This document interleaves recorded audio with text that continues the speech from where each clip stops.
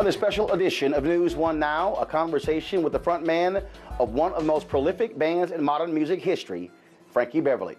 We'll chat about his musical roots, the evolution of aMAZE, the unique relationship aMAZE has with a loyal African-American fan base, and the foundation for their illustrious music career.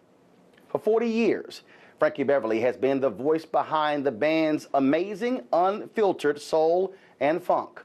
And with mega hits like Happy Feelings, Golden Time of Day, and Before I Let Go, their infectious rhythms have stood the test of time more than most musicians will see in a lifetime.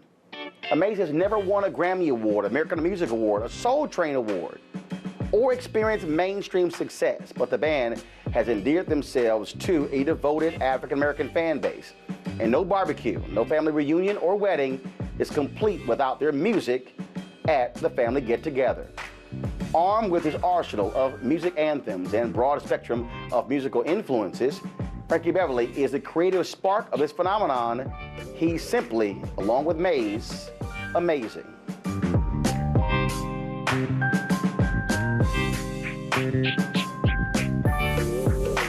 Music that has always been a part of the movement socially, what's been going on. They do feel-good music, but they also do soul music that speaks to the generation. It speaks to what's going on in the news socially. I think we need to kind of get back to that too. I think the audience needs to understand that us as artists not only do what we do because we love what we do, but we use this as a platform to get a message told as well.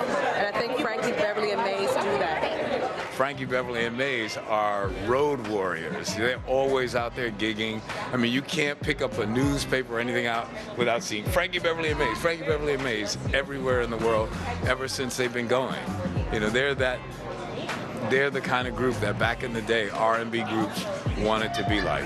The fact that he hasn't made an album in like 52 years and it still resonates with us is it just shows you it's real music, real instruments, and it comes from his soul. If you ever seen him perform, it's from his soul, it's his gut. Like, I've seen him at least 15 times, and he's probably performed over 800,000 times. And every time I've seen him, he acts like the song, like probably the first day he ever wrote or performed the song. It's so real. I mean, I remember growing up and, you know, parents playing it in the house, and also just going to so many jazz, like Sinbad's jazz festivals. I used to go to that, and Sinbad would have them there, and it just brings back great memories of good R&B, you know what I mean? Favorite Frankie Beverly and aMAZE song of all time is Golden Time of the Day. And it's because I'm a sunrise person, but I also love the sunset. So that song just puts me into a whole nother space and like really kind of gets me into a vacation or a chill out mode no matter where I'm at. Frankie Beverly, what's happening? Hey man, you know, hanging in there. Y'all good? Hanging in there. Y'all been at this thing a long time. Yeah. And what's interesting is, and I'll never forget, you were performing in Dallas, and Gap Band came up before you guys came on, and you came out there and you said, hey, we're working on this new album, and the whole audience cracked up laughing. They just cracked up laughing like, man, whatever. You know what? Sing what we know.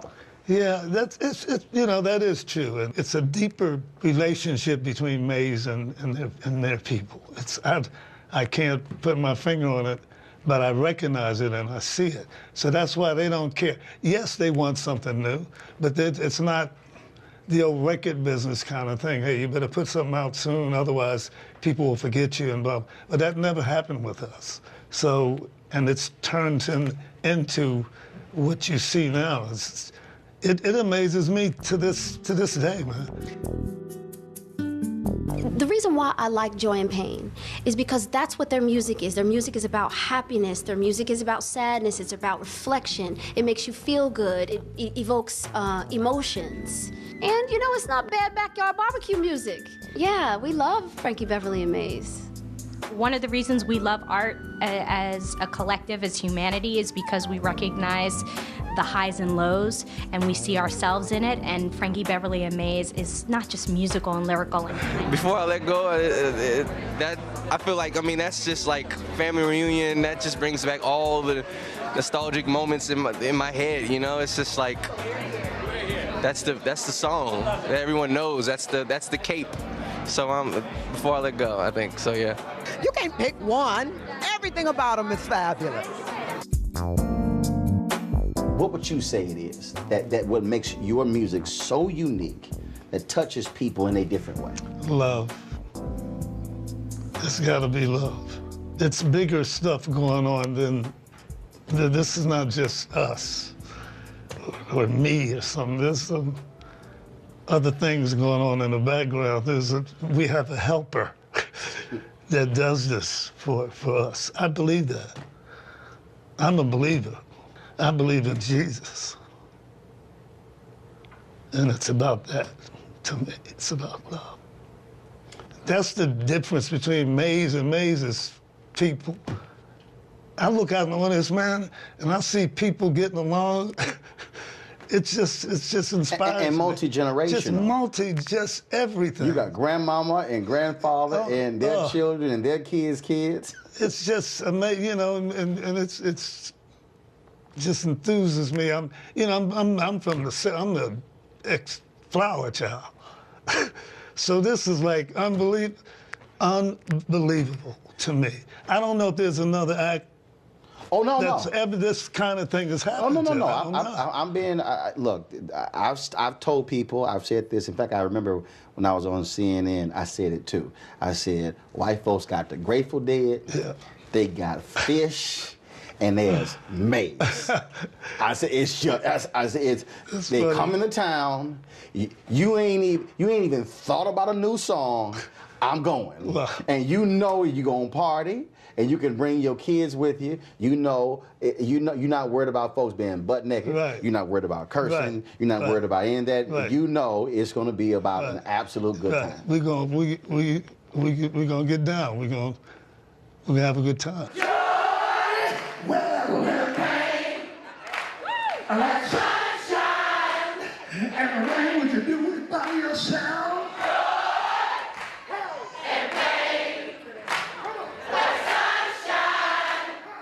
So when you're singing and the whole joint is singing the lyrics, and you can just stand there and just you can literally walk off stage, go get some water, go get something to eat. You can actually take a nap.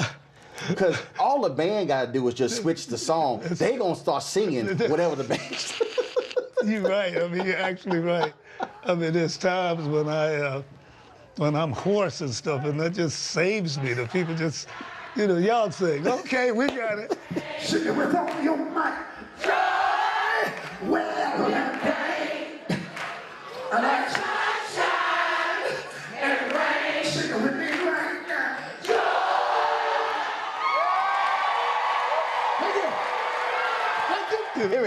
Y'all paid to come here and sing. It is. It's just unbelievable, man. It is, and it makes us work hard, and make us do everything we can to maintain this thing that we have. I love Happy Feelings, though, because it makes me happy. And I think, like Melinda said, it's their feel-good music. It feels good. It makes you happy. And that's what I want in my life. And I think that's why they have such longevity. It's like they've been around forever. They don't get old or anything. Happy Feelings.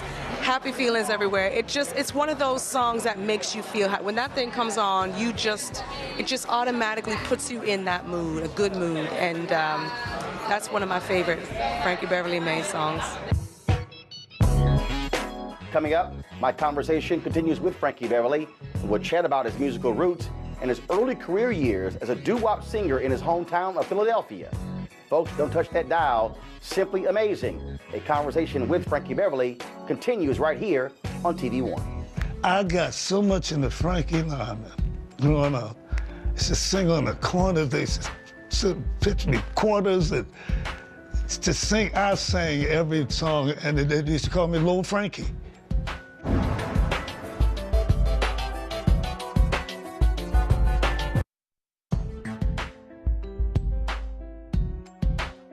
Frankie Beverly and Maze is I don't want to curse, but I really feel it. I just love them. I saw them in Vegas not that long ago, and I sang every song, and I'm like, am I dating myself? I don't care. I'm singing every song. I had the great time. What makes them special is the fact that they've been able to have a career that lasts, my lifetime. I mean, not too many people get to make music that is going to transcend generations, and their music continues to transcend, so it's great. my favorite Frankie Beverly and Maze song, Before I Let Go. Been in 5 weddings in the last 3 years, and that's the perfect reception song. Everyone's on the dance floor, your grandmother, your aunt, your uncles, you know, the kids. It's the perfect reception, family reunion song. It just sums it all up. You said you are a former flower child. Yes. And people think in terms of Maze being a West Coast, but y'all didn't start off West Coast. Not at all. Where did this whole thing begin? Philadelphia, Pennsylvania. That is not West Coast. Trust me, it is not West Coast. It's a great city. Glad I was born and raised there. Kind of prepares you for what life is. Some of the greatest music ever. Down and dirty people, straight up. It's a good place to be raised because it really teaches you what you're gonna have to go through in life. And the same thing in everything you do.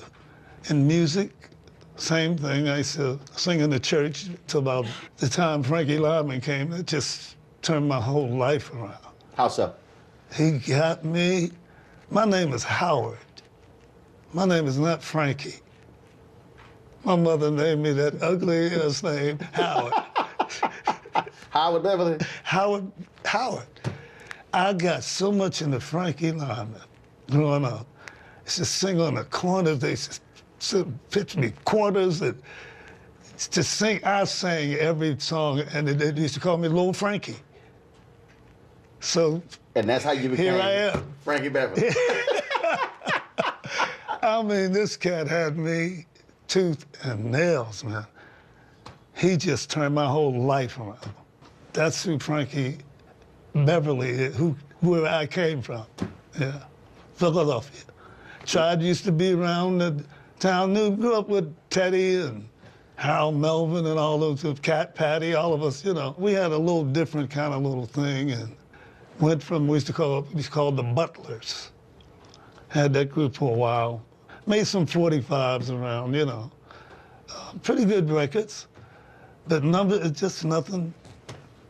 After we got going through, as I say, come through them 60s, I got out of the singing group thing, and I decided, and as a matter of fact, the group broke up.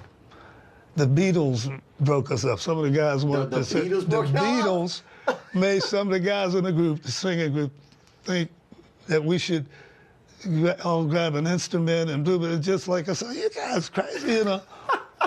So it really broke the group up. I was sitting around, I was living with a pimp, as a matter of fact. You were living with a pimp in Philadelphia? I had to, you know, my father, you know. He like, this singing stuff ain't it? I quit a job, boy. I quit a job that he got me. Oh, yeah. And because we rehearsed late that night before I could get up and... Oh, yeah. Man, he found out about that when he got home, man. He came in. I said, but Dad, I want to sing. Go upstairs, pack your bags, get your behind. I'm telling you, my mother was, look, you ain't gonna put that boy out there. Go upstairs, I'm telling you, man, and put me out, man. Well, Daddy said, we already gave his name up, so I ain't putting our son out. They put me out, man. I don't care. I'm proud. But this man, if it wasn't for him, I learned what he meant. I learned what he meant. You know, they coming up in the time, you better have a job, man. And that's all he mean. You better have, you know, I know you can sing, but, you know, and I had to learn that. And I learned it. Me and my father got tight as you could be. I took him to Europe with me. We, you know, you live and you learn, man.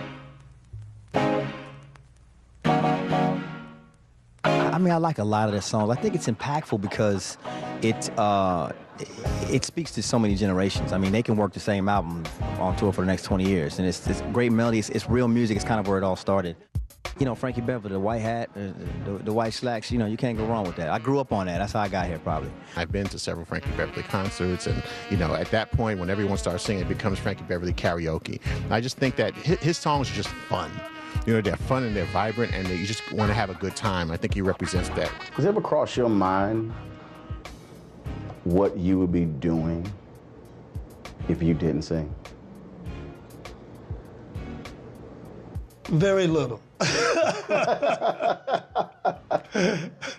That crosses my mind. The reason I ask that question because there are a lot of people who had a dream of singing, but they gave up. They quit. They gave in. They didn't persevere. And they may be watching this. They may have passed on, and they are 68, 70, and they have regrets. I can't imagine that because that's what made me stay. That's what made me stay, man. And I'll say to anybody, don't you dare, man. Like more than most people, like you say, don't pursue the gift that was given up. No matter the field. The gift, whatever. All of us have a thing. All of us. And some of us know it too, and yeah, it's hard. Yeah, it's hard. We talk about instruments, we're talking about music, we're talking about doing you. But who do you like to listen to?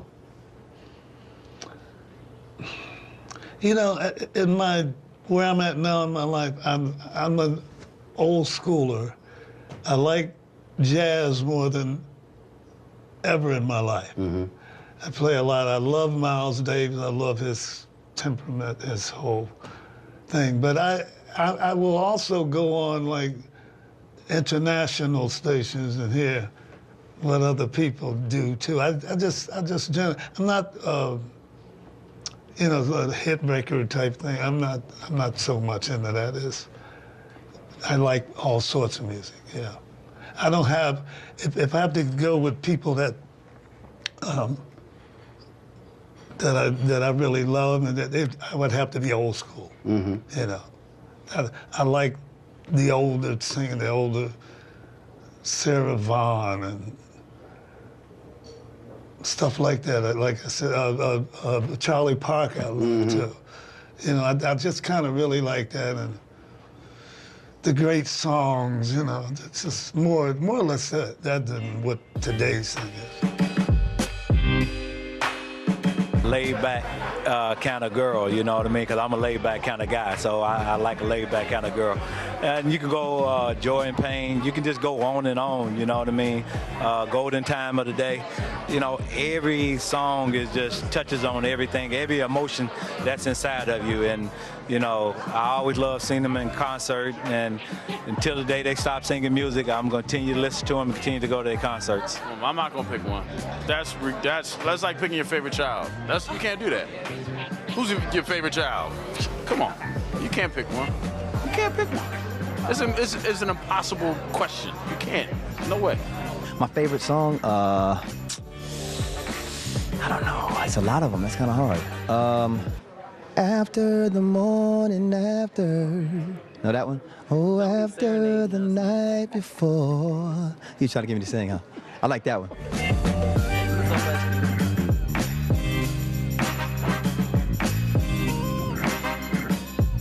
Next, the conversation heats up when Frankie Beverly breaks down being broke. So broke, in fact, that he had to live with a pimp. Yeah, you heard me right. Wait until you hear this story. Plus, the soulful singer Marvin Gaye helped him get his financial footing and bring Frankie Beverly and Maze to life. Folks, you're watching Simply Amazing, a conversation with Frankie Beverly right here on TV One. He originally wanted to produce a record on us. And so years went by, and the man was taking care of us. He bought us new equipment, paid about a year back rent, because we didn't have much, man. We all lived together.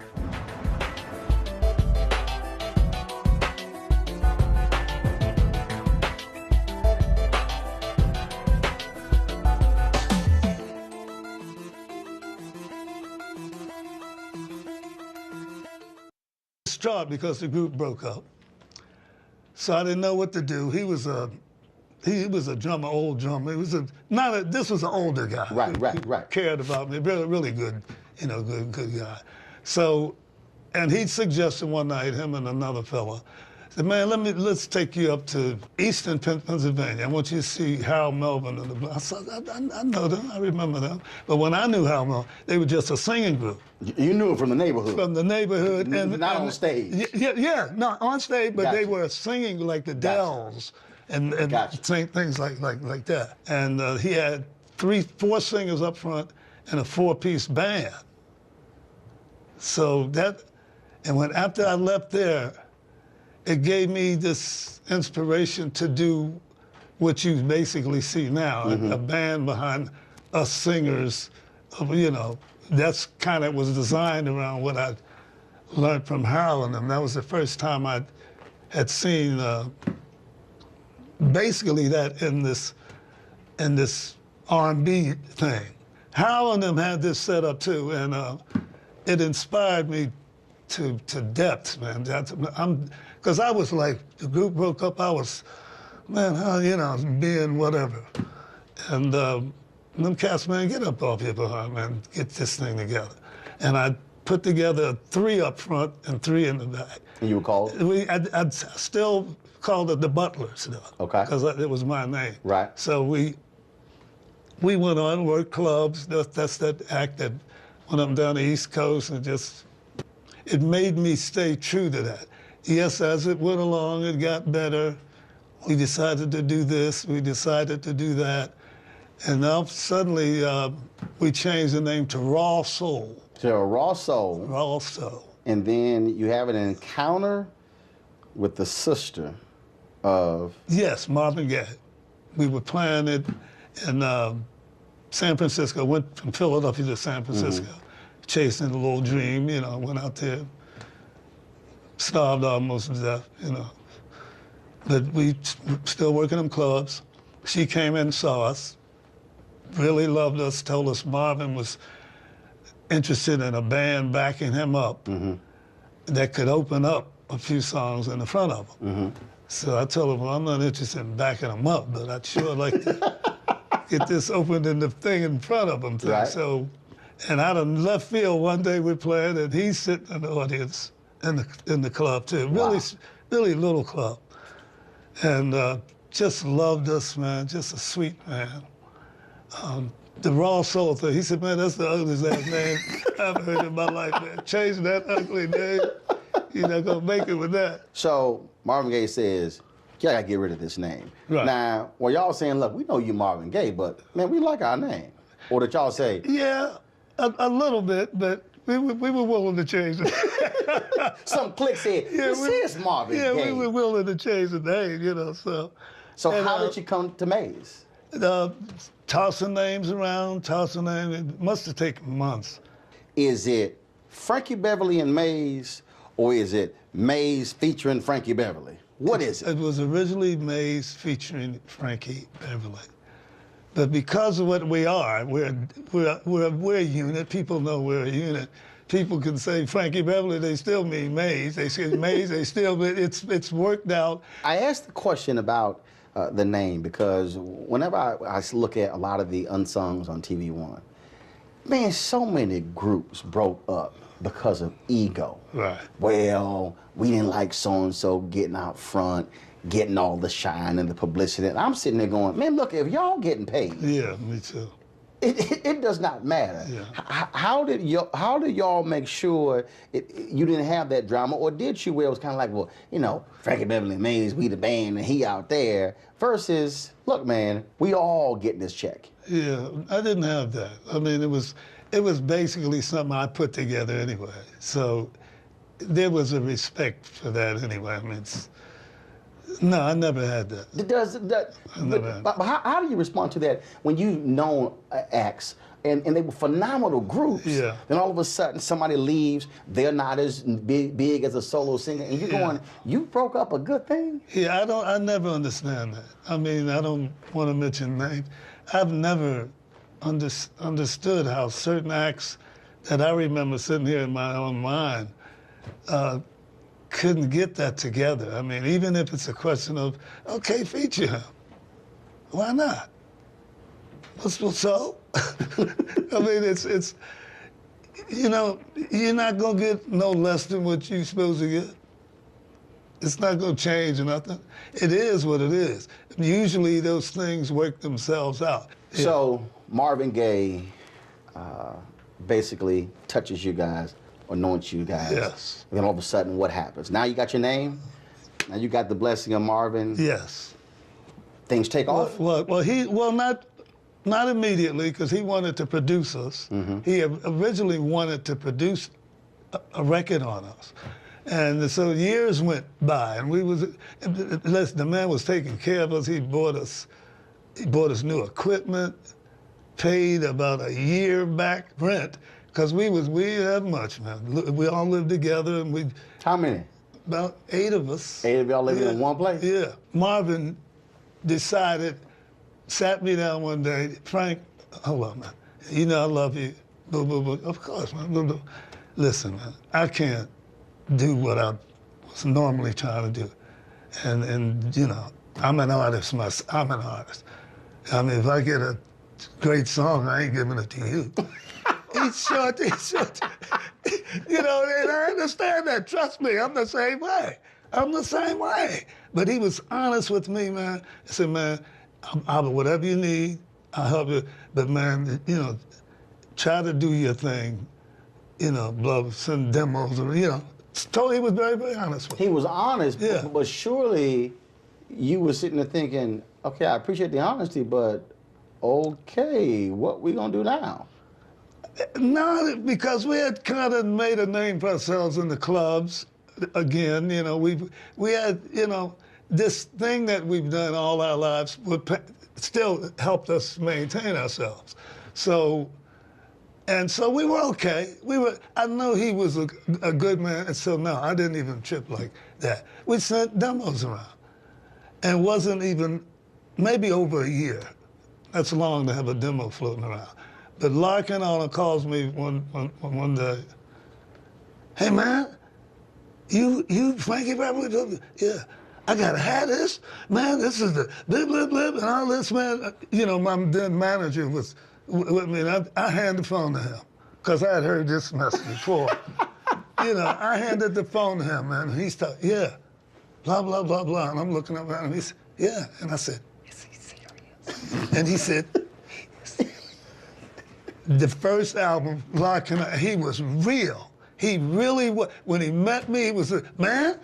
Yeah, this is the blah, blah, blah. He's always just like, wow. I hope I come through for this guy. You know, but no, he signed us. I had never produced an album, and I want to produce the album. Man, you can produce whatever you want to do. You know, and I kind of want to keep my publish. You know, you can have all your everything, man.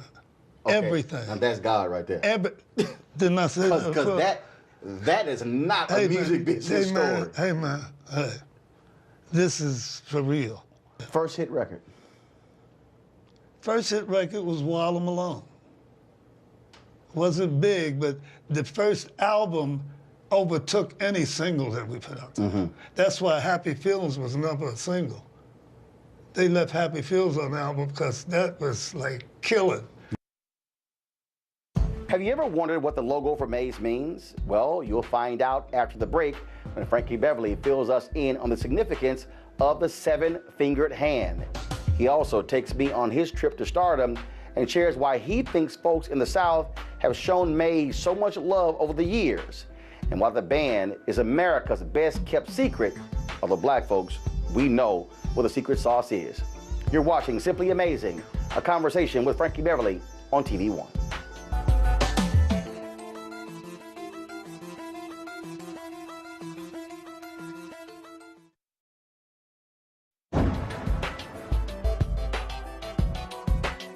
To really get Frankie Beverly, aside from the many, many great records, is to be at a live Frankie Beverly show, particularly in the South, and watch the whole audience turn into like the most incredible choir that you never knew existed.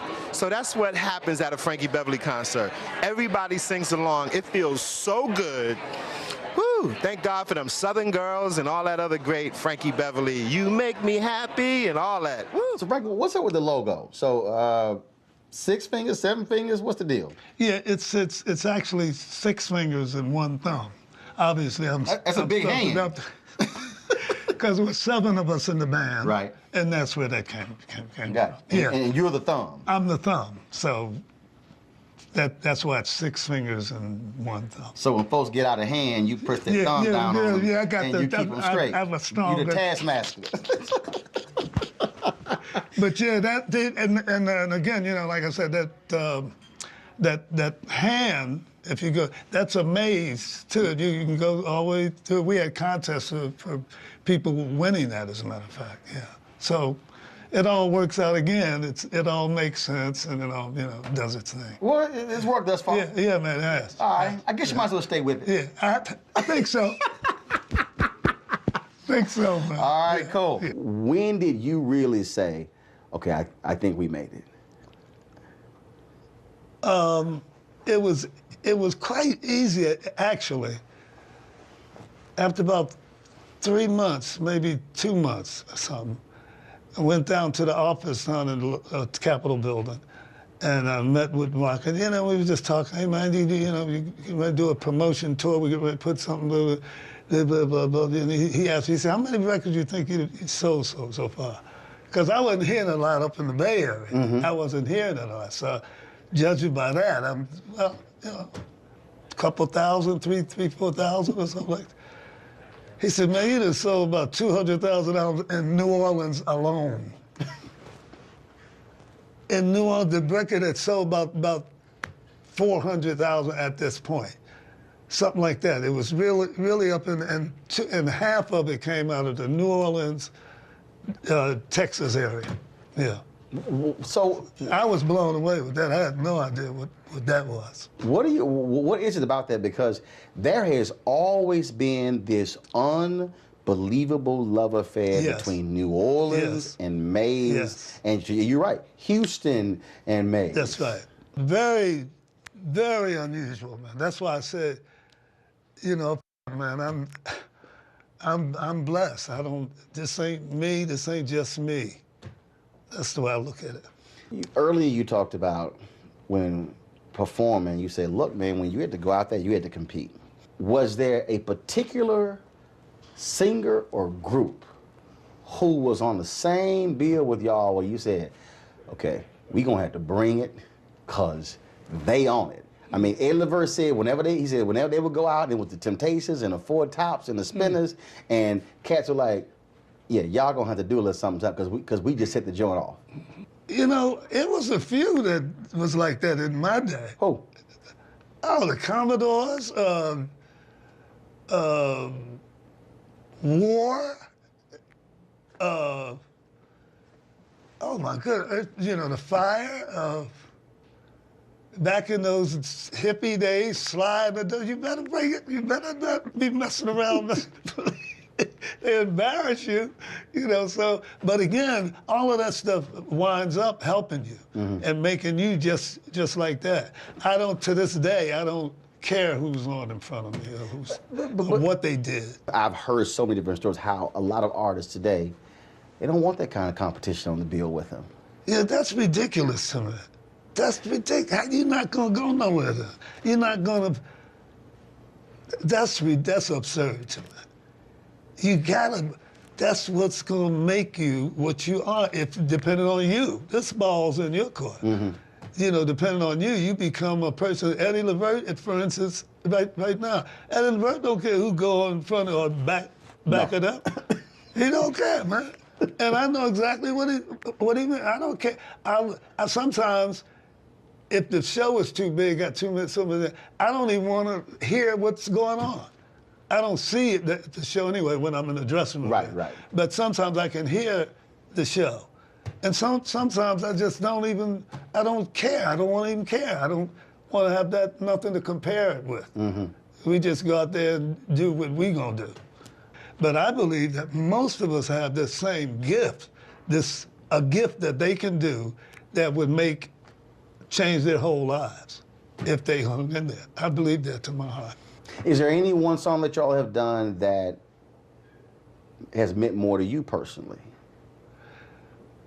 One, no, but there are some that stand out to me. Such as? We Are One stands out to me. For just the title tells you why. Right. I believe that to my heart. We're all the same. Stop the whatever. Coming up, Frankie Beverly tells me what sultry songstress he would love to share the stage with, and also chats about his unique connection to soul diva Anita Baker. Plus, he'll tell you why she's really upset with him. More of Simply aMAZEing, a conversation with Frankie Beverly right here on TV One.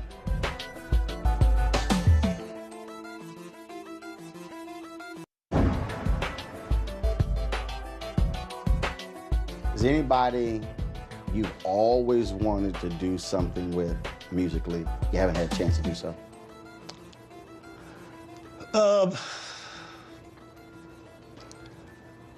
Sade. Ooh. And I tell you why I said that, because I've always liked her music and stuff too, but I've never met her. Never met her, and I heard her one day doing an interview and talking about, they asked, well, who's your favorite? Oh, Frankie Beverly, blah, blah, blah, blah. I would love to tour, blah, blah. Oh, like, and we tried to put that together, but it was so hard. You know, she's, you know, she's a free spirit. I manage my thing. Nobody, we don't have managers and stuff. So if I can decide, hey man, yeah, I'll take that break to get a chance to do boom, boom, boom, boom, boom. I can do that. She can't probably do that. They're gonna inflate stuff where it's impossible to put it together. Right. And she can't say nothing about it. But I believe that would have been a great, great tour, man. Oh, we might have to hook that up. I think that's just, wow. And I've never met her, but I heard her speak beautifully about us, and that made me at least try to put this together. Ooh. And it got off to a pretty good start, but then, then I could see what was going on. Tell me about a song you've done that has a connection to Anita Baker.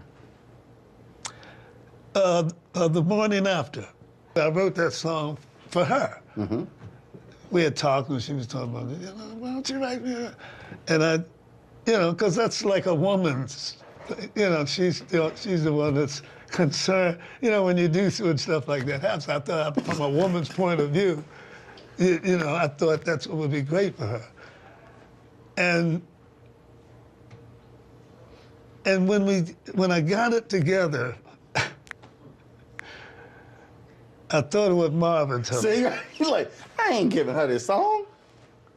I thought Marvin said the same. He said, man, if I got a great song, man, I ain't giving it to you. And I did the same thing, man. And it really bothered our relationship for a while. She didn't appreciate that at all. But I swear, man, that's what happened. Wow, man. Have y'all made up since? Yeah, yeah. Not like it used to be, but we have. But that's I did the same thing Marvin said. I sure did. Yeah. And she would have killed it too, But you killed it. Yeah, it was still nicely done, Are there any songs you've done for other artists that the public may not realize you did it? You wrote it? No, that's another thing. You just kept all of them. Just like Marv. That's why I related to what he was telling me. I thought even at that young time when he was talking that, wow, that sounds like me. I don't want to be. I don't want a label telling me, well, man, you better put something out there before wait a minute. So and put something out there that people don't like, and you ain't ready to put something out there. That's what you're telling me to do, So I wanted to be always in that sort of a position with the music, the kind of music you want to do. That's very, very important, man. People want to mess around in that have no business in that. And artists, you do what you do. Do what you do. Nobody else does that but you. develop your thing, it's over. It's over then. Because all you have to do is be you. I used to talk about, to a lot of people, and they were always stunned by this, how phenomenal Maze was, yet never got recognized. I was on the internet one day and I went, wait a minute, they never won a Grammy? Soul Train Award? American Music Award? I went a Blockbuster Award? I went through, and it was stunning to me, again, this reaction, this love from the audience. And then y'all get honored by the Trumpet Awards. Was that one of the first? That was the first. That was the first major award. That was the first. Because I think it was three of you. Yeah, me, Bug, and Rome. Yeah. And the original guys. Y'all were very emotional that day. Yeah, it was. I think the audience made me more, emotional, because obviously at this point, that's not a big deal to us anymore. Yeah, it was like, it's a nice gesture and all that stuff, but when you wait this long, you've gotten over that. So I was more, it's nice of these people to do this. Our fans love it probably more than what we do. And then you guys got honored by BET Honors, finally. That's right. And again, what I found to be amazing was this whole new generation of folks who were partying like. Wow, man. So y'all had stuff coming out they weren't even here. They weren't even, a lot of them were not even thoughts. But again, it was this multi-generational love and appreciation. Yeah, this, and it never ceases. It's like night after night. Because during the show, I was saying, how many of y'all seeing us for the very first time? Some places it's a quarter of the place, or, that's a lot. And I'm like, wow, that's young people, man. I mean, I see them all up front now. I'm like, but how do they know happy feelings? Well, because one, I don't care who you are right now. Trust me, Frankie, this is no lie. I've said this to many a DJ where I've been at a party where it was boring, it was whack. I said, look here, I need y'all to put on Before I Let Go.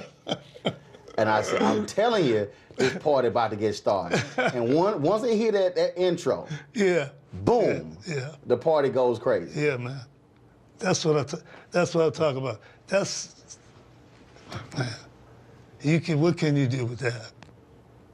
There's no way I can complain about any way this thing is going. We have done astronomical. Next, Frankie Beverly opens up about battling vocal stress and how wearing all white linen outfits and his signature baseball caps on stage became his signature look. You're watching Simply aMAZEing, a conversation with Frankie Beverly right here on TV One.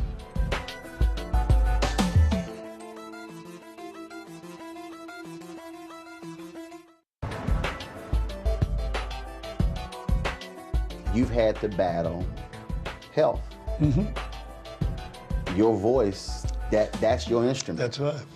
I interviewed Harry Belafonte when we talked about this when he had surgery and how that caused him to lose his voice in his singing career. Lionel Richie has talked about that as well. That is that's a scary thought for a singer, and you've had to battle through that. I've been blessed enough to almost been given this Billie Holiday thing. Billie Holiday had a wonderful, beautiful voice too. But her biggest music came when she didn't have that voice anymore. God bless the child, and when she had made herself find another way to get around this problem. As much as I've been singing the last 50 years, 50 years. I was 15 years old when I started. 50 years of this, you're gonna have some voice trouble. You're gonna have some. And the only people that don't get voice trouble are the people that don't work. The acts that don't work a lot, yes, you say, damn, they can still, wow, listen to that. They don't work. The acts acts, that work, right, tour, all the time, you're gonna get voice problems. It comes with the territory. What I've been blessed with, man, is sometimes he works it out for me. And I've learned how to do this thing and still get you. I don't know how. All I know is this is very, very real. Some nights I think, wow. Because it comes and it goes. It's one of them things. It's not, thank God it's not cancer. It's not, no, it's just road rage. Right.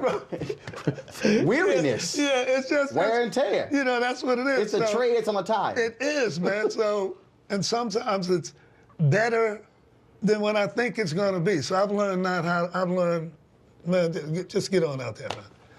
I don't know how many times I've seen you off stage, and you got all black on. And then you got all white on stage.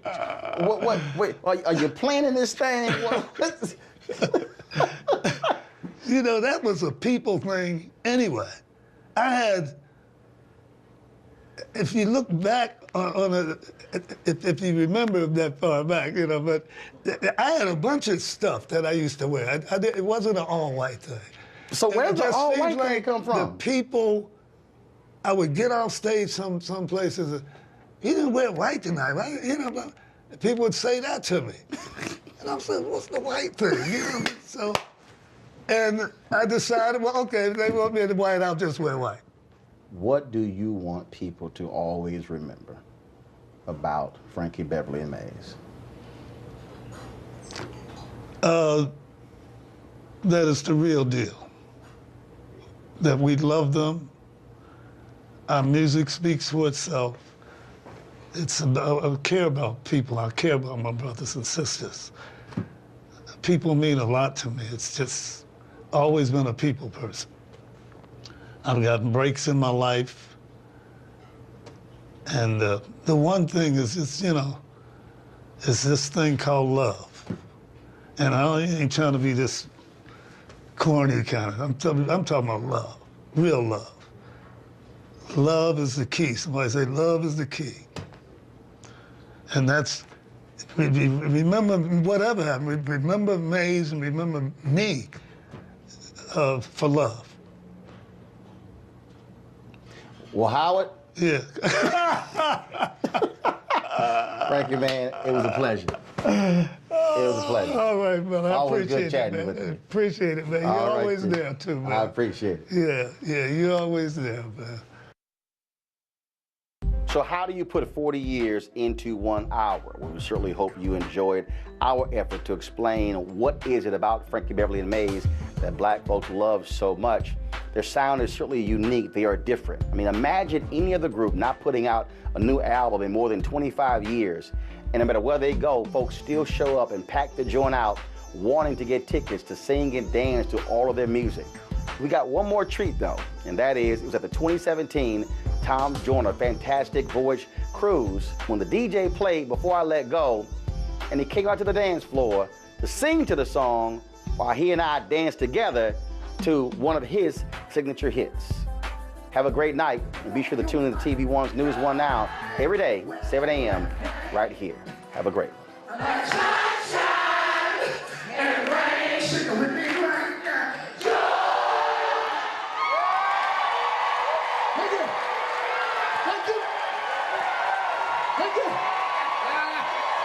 Thank you so much.